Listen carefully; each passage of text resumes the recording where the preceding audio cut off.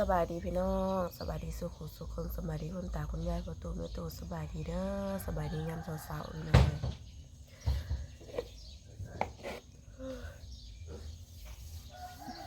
สบายดียามเช้าๆพี่น้อง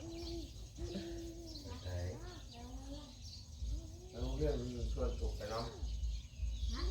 มีเพื่อนผู้ไป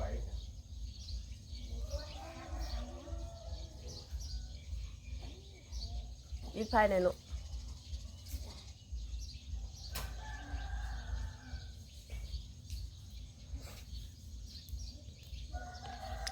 เมื่อคืนนี้เมลีนก็ไปบรรณพองมาพี่น้องเลยไปบ่เดิกหรอกประมาณ8 โมงก็ขึ้นมาประมาณ2 ทุ่มก็ขึ้นมาไปตอน5 โมงแรงโอ้มาก็นอนบ่หลับมาก็นอนบ่หลับจนบ่กล้านอนผู้เดียวเลยไม่ทำแม่เขาไปนอนนำเห็นภาพในตาเลยเอาวีมามัดผมลูกมันยังเศร้าอยู่บ่พาไปเอาวีมามัดผม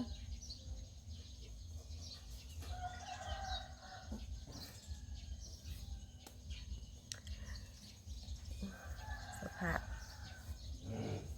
เมื่อคืนนี่นอนบ่กล้านอนอยากนอนก็บ่กล้าหลับตาลงมันเห็นอยู่ในตาแลนนี่บุญก็แอบไม่เห็นเมื่อคืนเอาเหาะไอ้เหเอาเหาะไอ้เหเพราะว่าข้าวหายพี่น้องเอ้ยแม่ครูอ๋อที่แม่เลี้ยงว่าไปหาอยู่ห้องหมอแล้วบ่เห็นนะเนาะแล้วก็ไปจอบอยู่ห้องหมอแล้วก็เพิ่นมาเห็นไอ้ไส้เสร็จมาแต่เมื่อวานนั่นแหละเสร็จมาตอนเที่ยงว่ะมานั่งนั่นว่าอันสบายดีป้าลุงสบายดีป้าลุงเสร็จมาว่ะหน่อยเอ้ยว่าสันไอ้แม่ลงมาบ้านเลยเด้อหมอหมดความเพิ่นว่าหมดความสามารถแหละให้เอามาบ้านเห็นมาเฮือนอะไรพี่น้องก็ต้องรถห้องหมอมาส่งเลยเพราะมันต้องใส่ออกซิลงมาประมาณตี 5เมื่อวานว่าสันวันนี้แหละแม่ลิงก็ลงไปส่วนอำมาลาลงไปอำมาลาเพิ่นก็ค่าเวียกเพิ่นก็บ่อยากลงปานใดก็เลยว่าคันเจ้าบ่ลงข่อยก็สิลงผู้เดียวข่อยว่าข่อยก็สิเอาลิงลงน้ำย่านก็ได้ขากลับมาแล้วเพิ่นเลยลงมันอยากย่อเฮือนเด้เพิ่นว่าย่อเสาลงไปดีแต่ลงไปช่วงหัวแรงเลยพี่น้องอยู่ประมาณ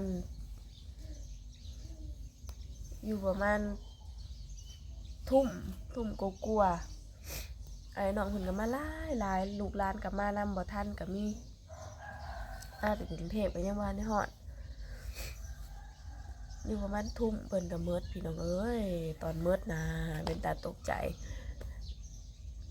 ไอ้อ๋อเพิ่นก็นั่งกินข้าวเนาะนั่งกินข้าวกับแม่ลิง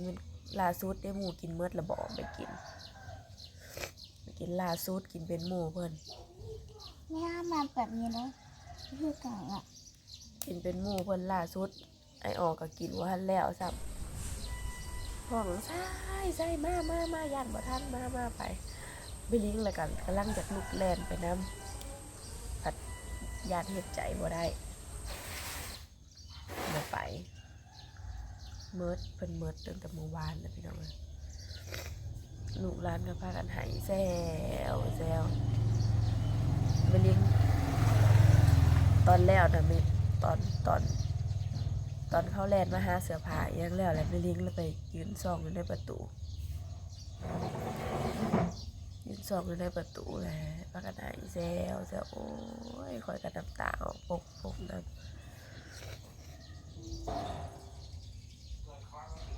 มาแล้วก็บกล้านอนผู้เดียวส่วงสงครามเนาะพี่น้องเพิ่นอยู่เวียงนะกะสิลงมาบ่ได้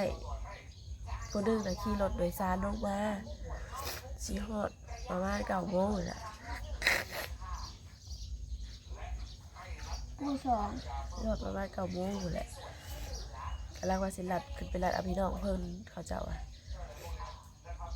ผู้หนึงน่ะว่าสิลงมาแล้วยังหาน้ำมันบ่ได้ยังเลาะหาเติมเพิ่นบ่ให้ใส่กระตุกหาน้ำมันยากอยู่เวียงอะเพิ่นว่าให้ใส่กระตุกเลาะเติมเต็มถังแล้วบรรจุไว้เลาะเติมถังบรรจุไว้ว่าวันเสาร์สิลงมาให้ถ่าเด้อว่าซั่นเราก็เมื่อยเนาะใส่ออกซิผางาบอยู่ว่าแต่บอกแนวนั้นแหละว่าแต่เข้าซีมหูนั่นน่ะเราก็รับหูหมดได้เราบ่ได้เลอะเลือนรับหูหมดว่าแต่บอกนั่นน่ะบ่พอครึ่งชั่วโมงแล้วก็เห็นเขาเจ้าว่ามื่นตาขึ้นมาเขาแล้วอยากกินน้ำบ่แม่แล้วก็รับตาไปเลยเราเมื่อยเราเป็นประมาณ 4-5 มื้ออยู่กับจุดลงเลย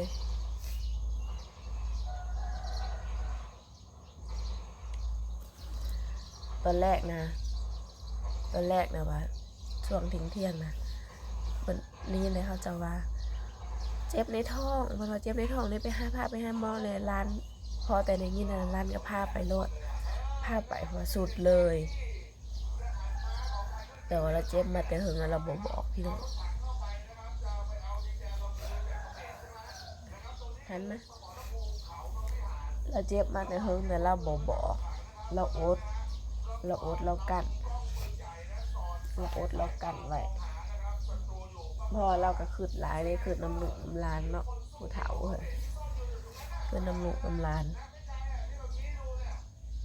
เป็นเจ็บแห้งนี่จังบอกเพิ่นบอกเพิ่นก็เจ็บอ่อนแอดนี่มาแต่เฮิงแล้วเพิ่นก็บ่ค่อยมีบันไดหันนี่พี่น้องมีแต่ลูกหลานโฮมใส่หายแบบเป็นเมื่อพัวเมื่อเมียแบบนี้ไปหาหมอใส่น้ำเกลือสักยาผัดเมื่อพัวเมื่อเมียแบบนี้มันก็เมื่อร้ายแต่ละเถื่อลูกอีกไปก็หาเงินนำบ่ทันก็เลยว่าโอ้ยลูกหลานกำลังพากันสอบหาเงินสิพาเราไปพากระจกตาผัดบ่ฮอดเราผัดไปก่อนไปก็ไปแบบกระทันหันพี่น้องไปก็เฮ็ดใจบ่ได้ไม่ลิงยังเฮ็ดใจบ่ได้ถามว่าพี่น้องบอกกับพี่น้องเดียวกันนี่แหละพี่น้องแถมเป็นไอ้ไส้ในการนับถือเราเป็นอ้ายรู้จักมากัน10 ปลายปีเป็นอ้ายเป็นหมู่เป็นทุกอย่างสารทุกข์ทุกดิบทุกอย่างเว้านํกันได้เรื่องที่เฮาบ่เคยเว้านํไผนี่เฮาก็เว้านํเราได้ดิตนเห็นว่าแล้วดิตน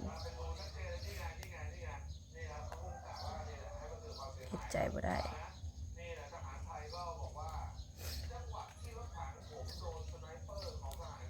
ไปกับอำมาลาเมื่อวานนี่มาอำมาลาไปอย่างย่อเซาก็เลยว่าชวนกันมาหลังจากเพิ่นเมิดหน่อยหนึ่งเขาบ่ทันแล้วเขาหิบเขาลงหรอกพากันมา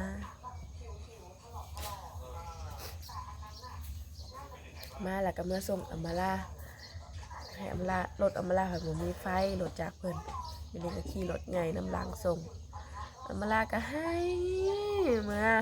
เพิ่นว่าสิเมื่อบอกพ่อน้องทำให้ลงมาเพราะว่าเขาเจ้ากับพี่น้องเดียวกันเด้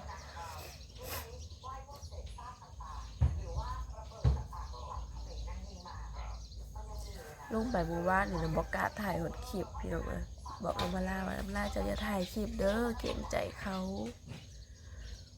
พี่น้องเพิ่นก็หลายเฮ้ยโอ้ยเฮ้ยหมดหดส่วนมาเดี๋ยวนี้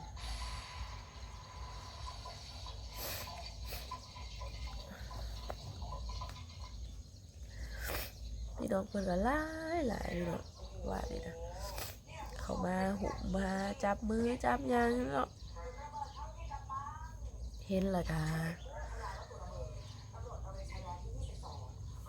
ถ้ามีผู้หนึ่งหายขึ้นมาแล้วก็พากันหายเมื่อมันเป็นตาดีตนแฮงพี่น้องใส่ออกซิแบบอ้าปากหายใจทั้งปากพัดเมื่อยแบบหับไปข้อแหงมันนี่หยอดน้ำก็หายแบบโมมีทางออกเพราะว่าในถอดเหี่ยวออกเลยถ้าหยอดไล่เขายันไล่คือ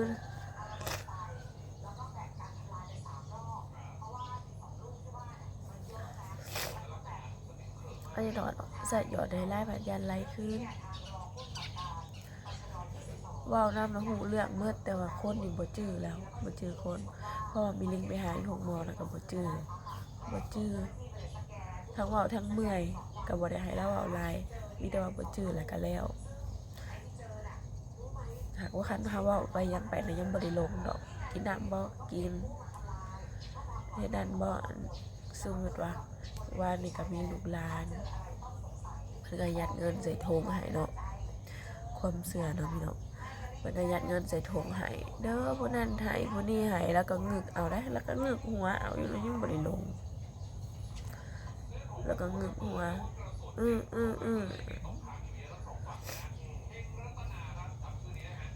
ว่าตอนสิหมดแล้วบ่อึดแต่ผู้เอาเงินให้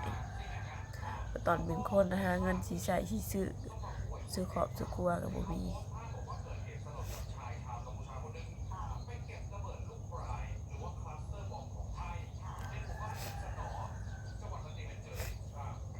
แต่เพิ่นก็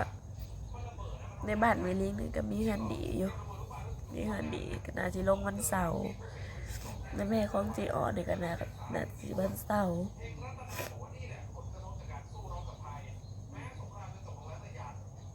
แม่ของเจออนี่ก็น่าสิวันเสาร์พี่น้อง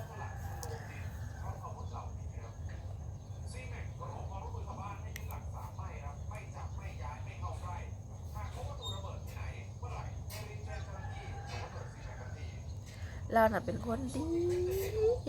สามไม่ลิงลงไปหาไอออนะแต่ละเถื่อนะแบบรู้จักกันมาไปมาหาสู่หากันนะไปมาหาสู่กันนะมกเขียดมกหนึ่งมีมกหนึ่งนะไปยังเอามาให้กินยันได้ห้ามบ่ได้กินเอียงอะไรมกกะสิลายังสำนึกข้าวตะกี้เนาะลงไปสมภาพผมก็ทันได้กินข้าวลูกร้านแล้วก็เต็มเงินแล้วก็เอามาให้กินแล้วยันแต่บ่ได้กินซุปประกอบผักพุ่งยาสูบยายังมีว่าแต่มียังนะหัวพักยังค้นหายเล่าน่ะก็ดูเห็ดหัวเห็ดสวนนะทางเฮตาน่ะก็บ่มีอันนั้นแหละแล้วหังกลับไปแล้วหังก็เศร้าไปดอนไปสวนดอกใน2 ปีนี่พี่น้องเอ้ยตอนอยู่เฮือนน่ะก็และอยู่เฮือนน่ะก็ให้ร้านน่ะแก้ใส่ซาเล้งไปหาสอนอยู่แถวหน้าแถวน้องนะคันบ่หาผัดบ่มีเนาะ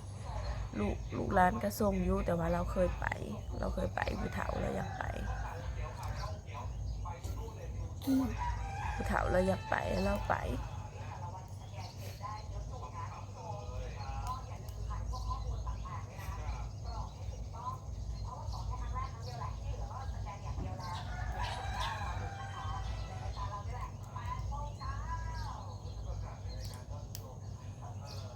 นั่นแหละไม่นี่ก็เลยมาเล่าข่าวให้ฟังพี่น้องเห็นสภาพมันขึ้นรับก็ได้ขึ้นเบิ่งแต่ว่าแม่เลี้ยงมาแล้วแม่เลี้ยงบอกกล้านอนในห้องกับลูก3 คนใครทำแม่เขาไปนอนนำ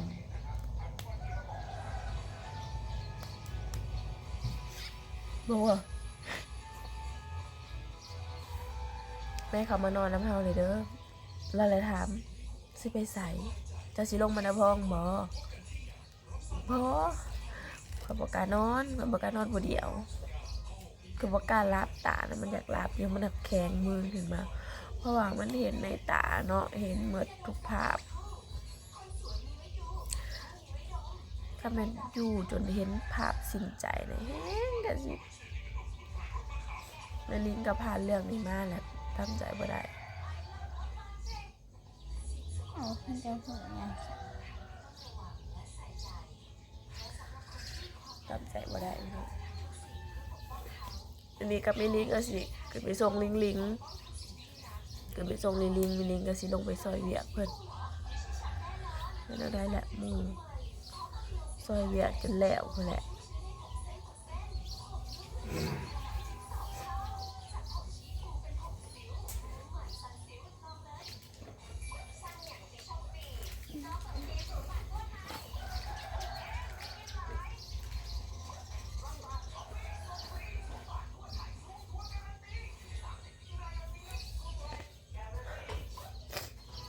อามาลาว่าคอมเมนต์เพิ่นบ่อยากย่อเสาเฮือนมื้อนี้นะก็สิพากันอยู่จนเดึกเพิ่นว่านะสิพากันอยู่ซอยเวียกจนเดึกเมื่อคืนนี่เพราะว่าเขาต้องเตรียมนั่นนี่และมาลุงพุงพัวประเพณีลาวเนาะพี่น้องเป็นงานแล้วต้องเตรียมของอยู่ของกินไว้รับพี่รับน้องนะมีก็กินตามมีบ่มีก็กินตามบ่มีมีหยังก็กินแล้วแต่ศรัทธาเลยแล้วแต่ศรัทธาเฮือนเพิ่นสิกินแล้วแต่เพิ่นสิเฮ็ดหยังให้กินนั่นน่ะ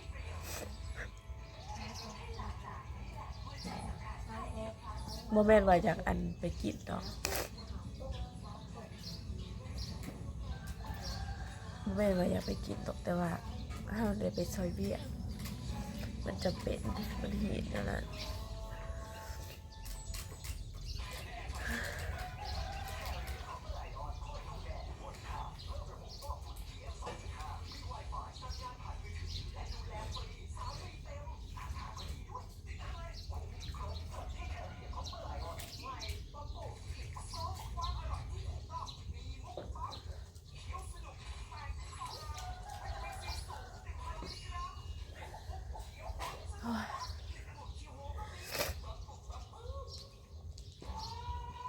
มาดีก็ขอลายเด้อทุกคนฝากเป็นกำลังใจให้แม่เลี้ยงด้วยเด้อพี่น้องไปแล้วสำบายดี